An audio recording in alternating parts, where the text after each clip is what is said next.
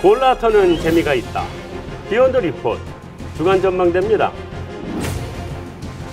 오늘도 우리 금융시장의 핫한 아이템들을 리포트 밖의 이야기까지 탈탈 털어보겠습니다.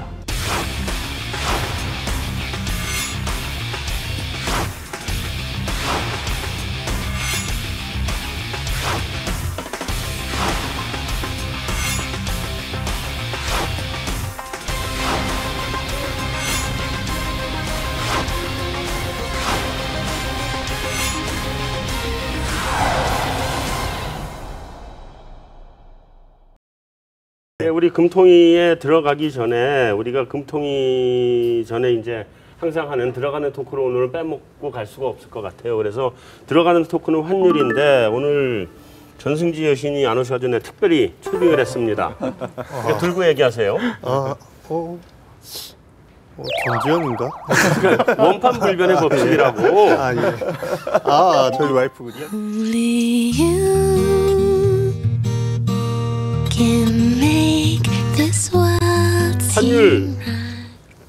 1,200원 갔었나요? 못 갔지? 1195원을 장중에 간 걸로 알고 그렇죠. 있고요. 예. 근데 어떻게 되는 거야 앞으로? 지금 제가 코치를 받은 건 우리나라 환율이 어떻게 된다고 얘기는 못 듣고 왔고요. 위안화 환율 전망을 듣고 왔는데 우리 환율 얘기도 해야지. 궁금증을 남겨놓고 위안화 얘기부터 해보죠. 위안화 환율은 제가 이렇게 자료를 받아왔는데 잠깐 얘네 하나 들어줄게. 예. 이렇게 들어줄게. 그 지난 화요일인 그 11일 10시 15분에 인민은행이 원래 환율을 고시하게 돼 있는데 그 고시 환율을 갑자기 한 1.9% 정도 평가 절하를 했고요. 그리고 임의로 계속 발표하던 그 인민은행 고시 환율을 전일 종가를 반영하기로 한다고 하면서 그 뒤로도 그 다음 날에도 1.6% 정도 반영하고 그 다음 날에도 1.1% 정도 반영을 했습니다. 그러다 보니 좀 흥미롭게도 지금 그 중국 위안화 환율은 역내 환율과 역외 환율이 상당히 차이가 있는 상태고, 그리고 포워드 환율이 상당히 많이 그 위안화 가격이 금리 차에 비해서도 더 약세로 가는 쪽으로 설정이 돼 있어서 이 부분도 상당히 어느 정도 정상화되고 있는 게 아닌가 생각하고 있고요. 한 5% 정도 지금 위안화 환율이 절하됐기 때문에 가치가 떨어진 상태에서 6.5 정도 달러당 위안 정도에서 당분간은 머물지 않을까라고 보고 있고, 중장기적으로는 최대한 10% 정도 위안화가 약세로 갈 가능성이 있다 이렇게 보고 있습니다. 그 10%는 추가로 10%야 아니면 5%? 아닙니다. 5%라고 5%. 보시면 될 것 같고요. 지금 한 6.5 정도를 단기 위안 달러 고점으로 보고 있더라고요. 6.5 정도. 예. 자, 전승지 여신 잘 들었습니다. 다음 주에 보죠. 한국은행 금통위에서 기준금리를 1.5%로 유지하겠다로 결정을 했는데, 이게 지금 중국이 막 그렇게 난리가 난 상태에서 오늘 그 금통위 결정을 내리기가 쉽지만은 않지 않았을까 하는 생각을 하는데, 지금부터 한국은행의 통화정책 방향이 어느 쪽으로 갈 건지 그런 얘기를 좀 한번 본격적으로 집중적으로 한번 해보도록 하겠습니다. 오늘 어떻게 봤어요? 오늘 그 신원연구원부터 한번. 네, 오늘 뭐 잘 아시다시피 기준금리 동결 결정도 굉장히 좀 일찍 나왔고, 네. 기자회견도 굉장히 좀 빨리 끝난 것 같고요. 전반적으로 저는 올해 2월달 금통위가 굉장히 유사한 분위기였다 이렇게 보고 싶습니다. 뭐 1, 2월 달에 연초부터 글로벌 환율 전쟁이 굉장히 본격화됐는데, 이번에는 약간 중국의 위안화 평가 절하 문제가 겹쳤고요. 하지만 또 우리 금통위는 그에 대해서는 평가를 좀 중립적으로 하면서 만장일치 동결이 나오지 않았느냐. 뭐 예상과 부합하지만 좀 기대한 바를 충족시켜주지 못한 그런 금통위였다 이렇게 보고 있습니다. 기대한 바를 충족시키지 못한 금통위였다. 네. 원래 그 자리에 앉는 사람이 잘하던 말인데. 자, 이정범님. 이번 금통위 그 코멘트만 보면 사실 금리 추가 인하를 예상하기가 좀 어렵고요. 경기에 대한 이제 불안 요인으로 중국 쪽 금융시장 불안을 언급하긴 했지만 리스크가 커졌지만 그 원만한 경기 회복은 유지가 될 거라고 이제 한국은행에서 얘기를 했고 반대로 이제 자본 유출 리스크 같은 경우에 시나리오별로 대비를 하고 있다고 말씀을 하셨기 때문에 아무래도 오늘 금통위만 봐서는 추가 금리 인하를 기대하기 어렵다. 단지 저는 인하를 안 한다고 보고 있는데 시장 분들은 지난 1년간 항상 이런 스텝을 사용했기 때문에 아직 그 확신하기가 어렵고 경기 지표가 조금 더 개선된 걸 확인해야 믿겠다는 입장을 가지신 분들이 많습니다.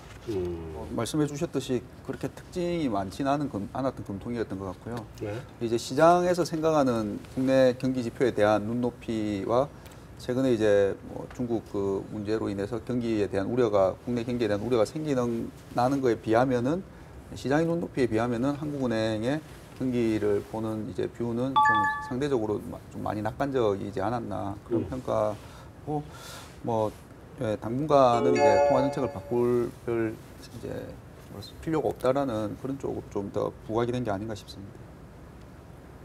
마지막으로 우리 윤영관. 네. 그러니까 작년 8월달 금리 인하할 때부터 한국은행의 스탠스 보면 작년에도 그랬지만 인하를 한 다음에 한두 달 정도는 그 인하의 정책 효과를 지켜봐야 되고 그리고 좀 총재의 발언도 이제 중립을 지키시려는 노력을 많이 했거든요. 네. 지금 6월에 금리 인하하고 나서 지금 7월에 이제 추경 집행 결정이 됐고 이런 확장적인 거시 정책들 효과에 대해서 아직은 좀 더 점검이 필요한 시점이다 그런 부분이 있었고 또 하나 이제 내외적인 경기의 리스크 중에서 특히나 대외 리스크 부분을 좀 많이 강조하셨어요. 그러면서 요 근래 이제 메르스라든지 뭐 내부적으로 좀 안 좋았던 부분들이 7월에는 좀 개선되는 모습이 보였다. 그런 낙관적인 시각을 보여주셨는데, 근데 과연 이제 내부적으로 이게 의미 있는 개선이냐? 그러니까 우리 이제 또 내부 경제는 또 우리가 직접 몸으로 느끼고 체감을 하고 있는데 그 부분에 대해서 조금 이제 시장과의 괴리가 있지 않았을까? 시장에서는 이렇게 한 총재가 그 낙관적인 경기 시각에 대해서 조금은 근거가 조금 아직은 조금 부족하지 않나? 뭐 이런 인식들도 오늘 좀 많이 있었던 것 같습니다. 자, 그래서 우리 금통위의 리뷰를 해보면 이제 한국은행의 경기 상황에 대한 판단. 사실은 한국은행은 그걸 가지고 먹고 사는 조직이잖아요. 경기 상황에 대한 판단이 얼마나 정확하냐. 그렇죠. 경기 상황에 대한 판단을 하고 그래서 금리를 인상하냐 마냐 하는 게 이제 유일한 정책 수단인 한국은행인데 통관문에 나온 것도 그렇고 뭐 기자회견에서 한 말도 그렇고 난 두 가지가 걸리던데 경기가 이제 완만한 회복세를 갈 거다. 라는 부분하고 또 하나는 우리의 잠재 성장률이 여전히 3%대다.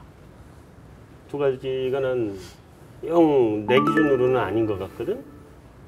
한국은행의 경기 상황 판단에 대해서 한마디씩 좀 해주시죠. 일단 CSI하고 BSI 같은 이제 심리 지표도 오늘 총재께서도 경제 주체들의 심리가 7월에 개선됐다. 지표들은 다 리바운딩이 됐습니다. 근데 이제 2010년 이후로 이제 소비자 심리 지수 같은 경우에는 평균값이 한 105포인트 정도 되는데요. 지난달에 100이 무너졌다가 이번 달에 1포인트 올라서 이제 딱 100포인트 정도 회복한 거거든요. BSI 같은 경우에도 최저 수준 뭐 70포인트 중반대 수준에서 겨우 이제 조금 고개를 든 수준이라서 그러니까 평균 수준에 비하면 아직까지는 조금 거리가 있습니다. 근데 이제 반등을 했다라는 측면에서 하는 의미 부여를 좀 하는 부분이 있는데 절대 수준으로만 놓고 보면 아직 조금 내부적으로 경제가 좋아졌다라고 말하기에는 조금 살펴봐야 될 부분이 있지 않느냐. 그리고 또 하나 메르스 충격도 있긴 하지만 우리나라 소비 쪽에서는 그 외국인 관광객, 특히 중국 관광객들의 영향도 상당히 컸는데 그런 부분의 회복도 지금 가셔야 되진 않았고요. 7월달에 백화점 판매라든지 이런 부분이 조금 올라왔다라는 얘기들은 들었습니다. 뭐 워낙 6월달에 위축됐던 부분에 대한 반작용도 분명히 있었을 거고요. 이연된 소비 효과를 좀 생각한다고 하더라도 조금 오늘 한국은행의 자신감은 조금 지표들을 더 짙게 해봐야 될 시점을 놓고 보면 1월달에 경제에 대해서 굉장히 낙관을 하고 3월에 금리 인하를 했거든요. 그때랑 약간 아까 뭐 신월연구원도 2월이랑 비슷하다는 얘기를 했는데 조금 이렇게 또 겹쳐지는 부분이 있는 것 같습니다. 주변에 다녀보면은 확실히 메르스 때보다는 유동 인구도 많이 늘어난 것 같고요. 예, 그런 부분이 있어서 2분기 성장률이 이제 그 이 앞에 수준 경제 전망할 때 전기비로 0.4를 예상했다가 이제 0.3이 나왔지 않습니까? 그래서 3Q는 어쨌든 리바운드는 할 것 같습니다. 뭐 1% 전후 정도 전기비로. 근데 중요한 거는 한은이나 정부가 생각하는 2% 후반 정도가 성장률이 나오려면 뭐 다 아시겠지만 3Q, 4Q 연속해서 전기비로 1% 이상이 나와줘야 될 것 같은데 3Q는 반등을 할 것 같아요. 근데 4Q가 그렇게 될지에 대해서는 사실 개인적으로 좀 의문이 있습니다. 보면. 그래서 3Q 숫자가 이제 뭐 9월 정도 되면 윤곽이 드러나겠죠. 근데 그게 일단은 첫 번째는 한은이나 정부가 생각하는 그 정도로 반등을 해줄 거냐. 그 다음에 그게 안 될 것 같으면은 그때 가서는 4Q에 대한 의문이 더 커지지 않을까 싶습니다. 근데 제 생각에는 한국은행의 경기 전망이 이제 시장 참여자들보다 조금 낙관적인 거는 한은 총재가 경기 전망을 나쁘게 보는 거는 추가 정책을 시사하는 거라고 생각하기 때문인 것 같고요. 물론 뭐 메르스 때문에 소비가 줄어들었던 게 정상 수준만 회복해도 전기비로 성장하는 것처럼 보인다든지 추경을 8월에 집중해 많이 지출한다고 해서 뭐 3분기 성장률을 1% 정도 맞추는 게 큰 의미가 있느냐 이렇게 이제 경제연구소나 시장분들이 생각을 하실 수도 있을 것 같습니다. 근데 이제 1% 정도 숫자가 나오면 한국은행이 추가금리 인하를 할 생각이 없는 상황이라면 여기서 경기 전망을 암울하게 얘기를 해서 시장이 추가금리 인하를 기대하게 만드는 것도 좀 뭐 부적절하지 않나 생각을 하고 있고요. 기본적으로 중앙은행 사람들은 이 구조적으로 뭐 소득이 줄어든다든지 수출이 안 돼서 총수요가 부족해지는 거를 뭐 금리를 낮춰서 뭐 빚을 많이 져서 총수요를 만든다 이런 식의 해법에는 원래 알러지 반응이 있는 거 아니냐 그렇게 생각합니다. 그래서 항상 보면 뭐 심리가 나빠져서 부양책을 쓴다 이러지 한국이 장기 침체 국면에 가는 것 같아서 금리 인하를 했다 이렇게는 말씀을 안 하시고요. 예. 다음은? 저는 좀 뭐 계속해서 확인이 가능하지만 총재님 기자회견은 굉장히 좀 중립적이다. 이번 달도 그랬다고 보고요. 다만 뭐 통방문이나 금통위 의사록이 공개되는 걸 확인을 해야겠지만 지난 과거 사례를 봤을 때 금통위원분들은 좀 더 보수적인 시각을 유지하는 것 같습니다. 물론 뭐 좀 성향마다 다르겠지만 소수의 의견분들이 결과적으로 좀 보수적으로 보자는 의견을 제시하고 그게 점점 맞아떨어지는 것 같고요. 그렇기 때문에 오늘 채권 시장도 좀 금리 상승하면서 총재 기자회견에 좀 반응은 했지만 결과적으로는 경기 하방 리스크가 확대되는 부분을 금일 통방문에서도 성장 경로의 불확실성이 높은 것으로 판단한다. 이 부분을 반영한 게 아닌가 보고요. 경제 지표는 뭐 아직 메르스 이후 그 메르스 사태가 종식되고 난 이후에 경제 지표들, 실물 경제 지표들을 다 확인이 불가능한 시점인데 광공업은 계속해서 부진한 모습 그리고 부의 효과에 의해서 서비스업이 상반기에 메르스 이전까지는 굉장히 좀 좋았지만 민간 소비를 중심으로 해서 서비스업이 굉장히 안 좋아질 것으로 거의 지금 산업활동 동향에서 확인이 가능하거든요. 이 회복 속도가 과연 통화 당국이나 정부의 기대만큼 올라올 수 있을지에 대한 의구심이 좀 좌우하지 않을까 보는데요. 저는 좀 보수적인 스탠스를 가져가는 게 좀 더 적절하지 않을까 이렇게 판단하고 있습니다. 자, 이제 우리 중국 얘기 좀 해보죠. 오늘은 금통위의 영향보다는 중국의 영향이 채권 시장에 훨씬 더 영향이 많았을 것 같은데? 이번 주 내내 그랬어요. 그렇죠? 네, 그 위안화절하가 지금 3번 연속이었나? 네 3일 네. 연속으로. 3번 연속해서 네. 5%를 그냥 확 쳐버린 거잖아요. 네. 그 시장 어땠어요? 지금 이틀 연속 중국 위안화 평가 절하 영향으로 금리도 우리 채권 시장도 굉장히 좀 경기 하방 리스크에 대한 인식을 하면서 내려갔는데 금일은 아무래도 금통위가 있었고 네. 설마 3번 하겠느냐 위안화 평가 절하를 이런 인식 때문에 좀 금리가 좀 올랐다가 금일은 위안화 평가 절하가 이제 마지막이지 않겠느냐 뭐 인민은행에서도 기자회견에서 추가 절하는 없을 것이다 신빙성은 잘 모르겠습니다만은 우선 그렇기 때문에 이틀은 금리가 내리고 오늘은 좀 금리가 상승하는 모습을 보였습니다. 네. 국내 경제에 대한 영향은 그렇다면 네. 어떻게 보고 있는 거예요?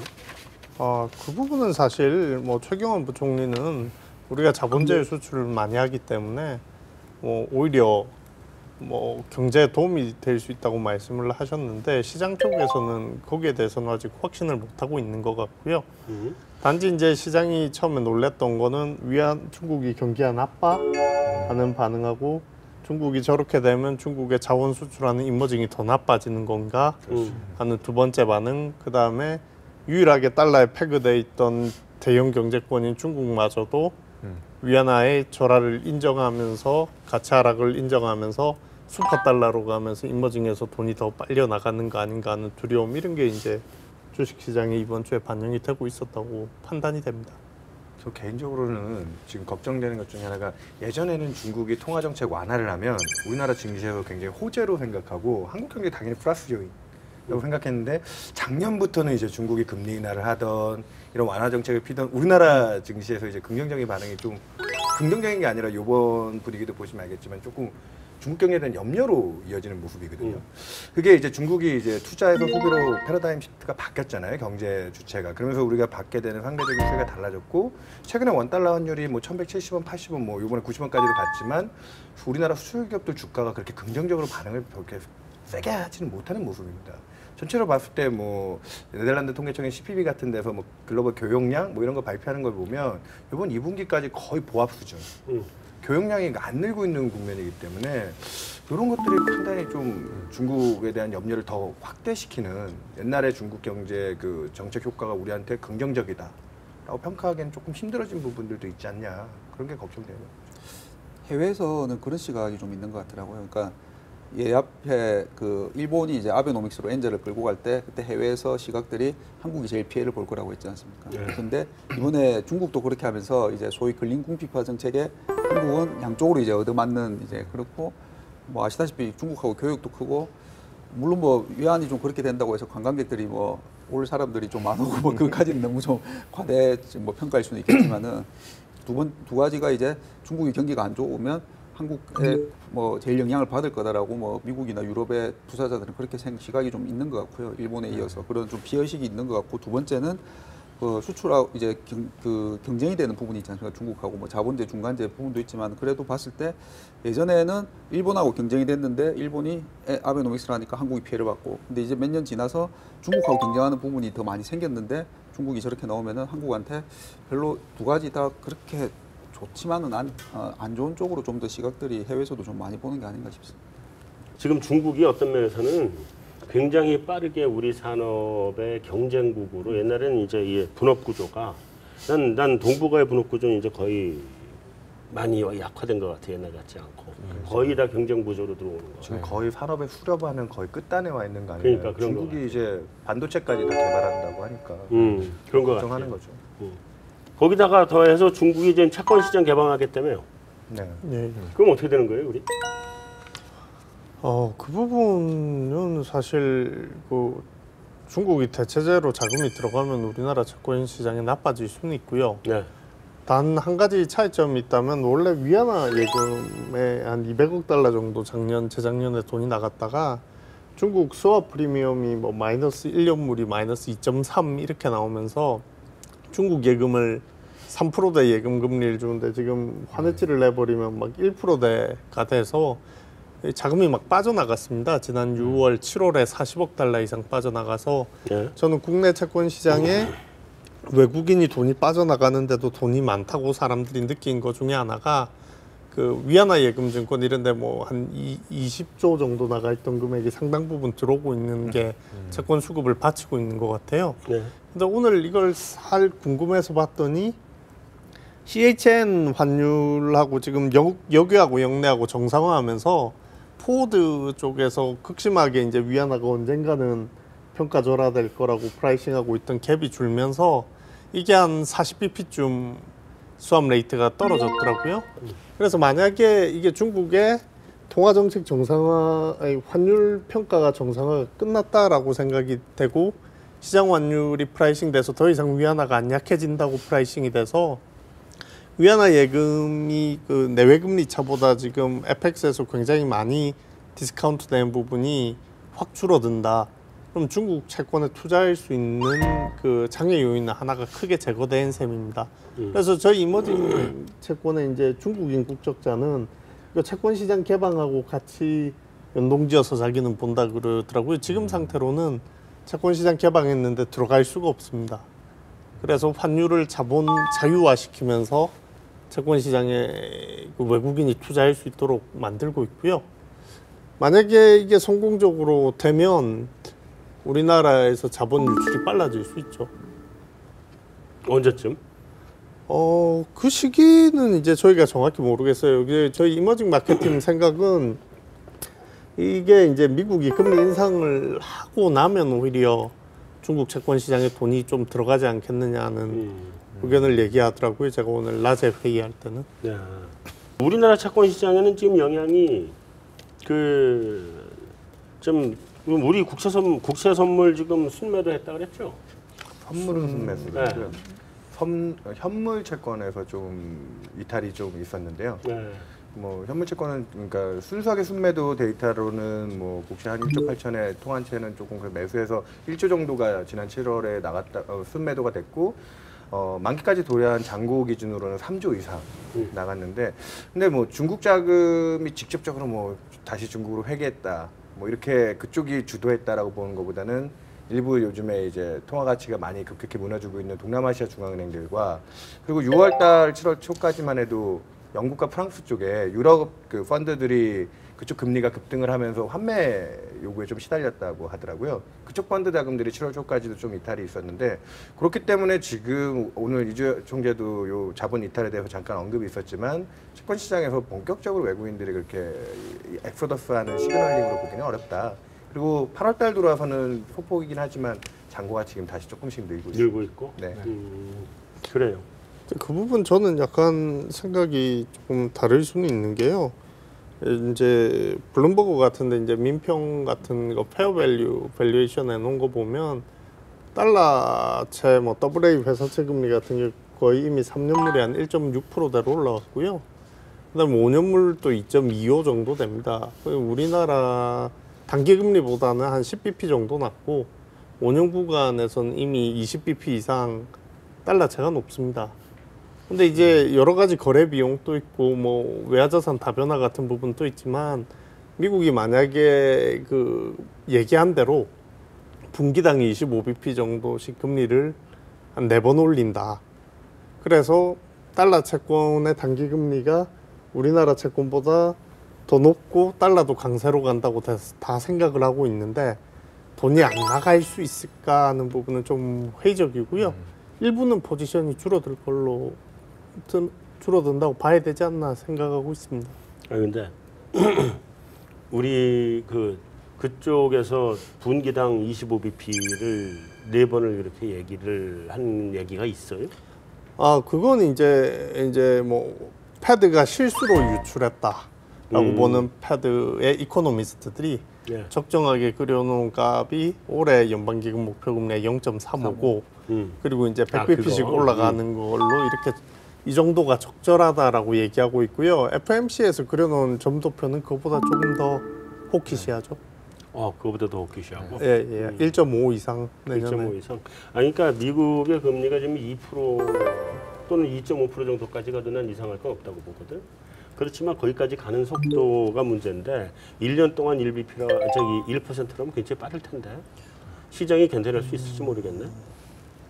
근데 이제 뭐 여러 가지 차이점이 있는데 저는 이 금리 인상 자체가 약간 과장돼 있는 측면이 있다고 봐요. 왜냐하면 원래 2013년에 금리 인상 얘기를 할 때는 재투자를 중단하고 금리 인상을 하고 채권을 매각해서 유동성을 빼겠다 이렇게 얘기를 했지 않습니까? 원래 정상적으로는 초과 지준이 2.6조 달러쯤 있으니까 채권을 매도해서 유동성을 흡수해서 단기 금리를 올라가게 해야 되는데 이제 지금 상태에서는 유동성을 흡수하지 않고 이자까지 주면서 기준금리를 올린다고 하니 이게 이제 0.5로 올린다고 해서 양적 완화 효과를 제거를 안 했기 때문에 실제로 제로금리를 벗어났는지 안 벗어났는지 아무도 모르는 그런 상황입니다. 그래서 사실은 시장에서 훨씬 겁내는 거는 재투자 중단 같은 걸 하면 당장 내년에 2,200억 달러 돌아오고 뭐 2018년에 3,600억 달러 돌아오고 거의 한 해 찍는 채권 순매수 규모만큼 다시 더 사야 되는데 이제 그게 패드가 그걸 건드리면 커브가 확 스팁될 수 있다 뭐 이런 게 이제 일부 외국계 자산운용 스트래티지스트들이 함부로 유가 떨어진다고 따라가지 말라고 하는 얘기고 지금 시장 헤지펀드나 이런 데서 기대하는 거는 연준이 이렇게 어려운데 금리만 겨우겨우 올리겠지 유동성 뽑겠어? 한번 눌러보자 이런 움직임이 이제 트레이딩에서 나타나죠. 원래 전에는 그 페드가 금리를 정상화하는 수준까지 가고 난 다음에 유동성 흡수를 시작한다고 얘기를 했었거든. 예, 순서가. 예. 2011년도에 미 연준에서 출구 전략 밝혔던 바에 의하면 지금 금리 올린다는 거는 세 번째로 저는 알고 있고 첫 번째, 두 번째가 만기 도래 투자본의 재투자 종료 그리고 초과지 두 번째가 초과지준 보유한 거 매각하는 건데 너무 많이 늘어나 보니까 그 부분을 스킵을 하고 금리를 올린 다음에 시장 상황과 경제 상황을 좀 보고 또 대응을 하자 이렇게 좀 바뀐 걸로 알고 있거든요. 나는 어떻게 들었냐면 지금은 금리 인상이 아니거든요. 지금은 금리 정상화거든. 2%대까지 가는 건 금리 인상이 아니라 과도하게 낮아졌던 거를 정상화시키는 거고 그 이후에 더 올리면 그때 이제 인상 구조로 들어가는 거겠죠. 그래서 금리 정상화, 유동성 환수, 그 다음에 이제 금리 인상 구조가 다시 나오는 그런 구조로 난 내 얘기 들었는데 어쨌든 지금 페드도 답은 없을 거예요. 돈 너무 많이 쌓여 있어서 그거 다 풀어놓은 거 다 어떻게 감당할 방법이 없는 것 같아. 일단 다음 넘어갑시다. 네.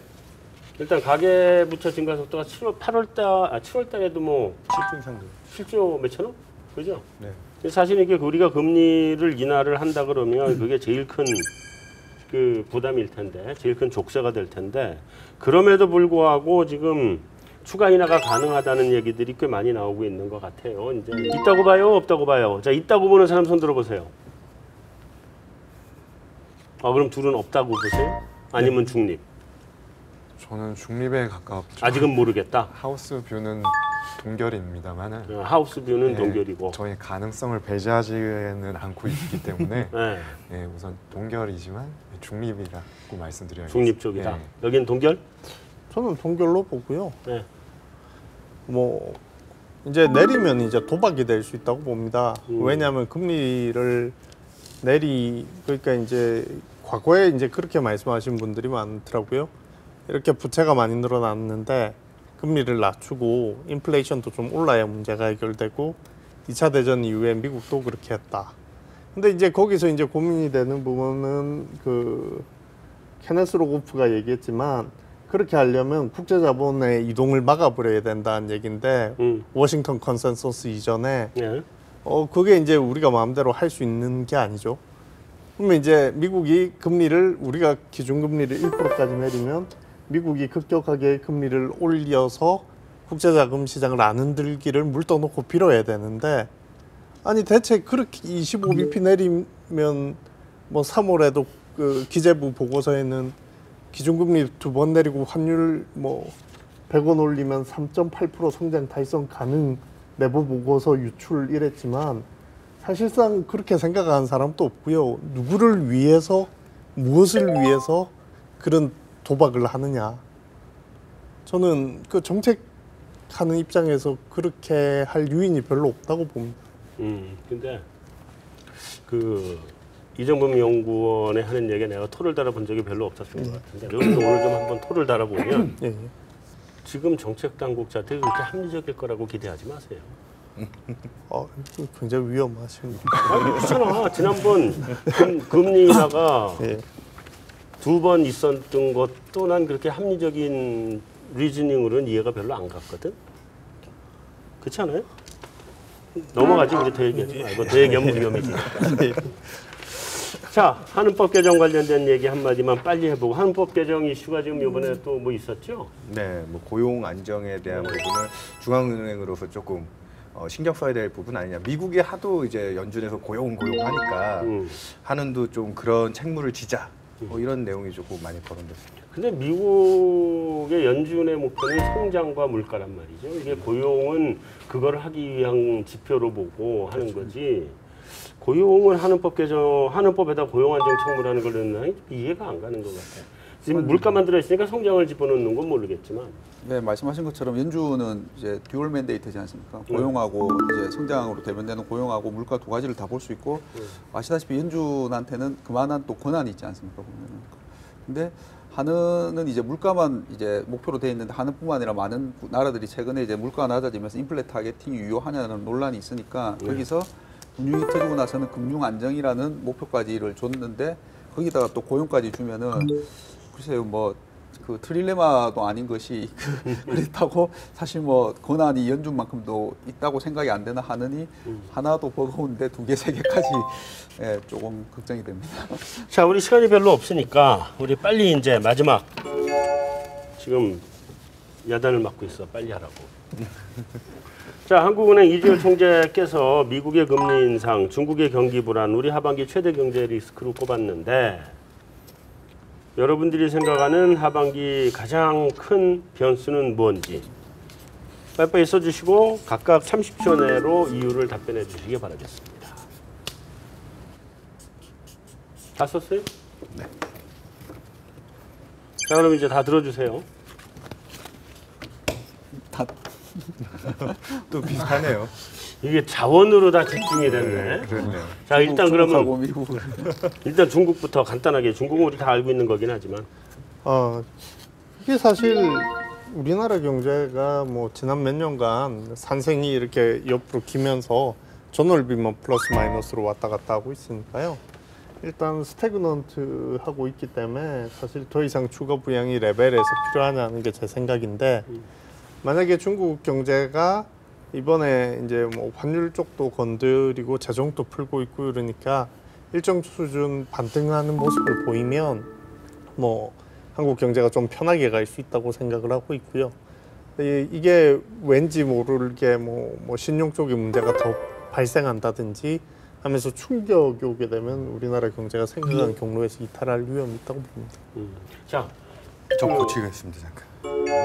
우리 시간 없어. 우리 자원 가지고 얘기하는 걸로 하고, 그 자원 가지고 한번 얘기해 보세요. 여기 다 똑같은 거니까 자원 대표해서 우리 계열사에 이제 발언권을 주는 거예요. 네, 뭐 작년 연말 연시 올 네. 연초까지 유가가 가장 큰 이슈였던 것 같고요.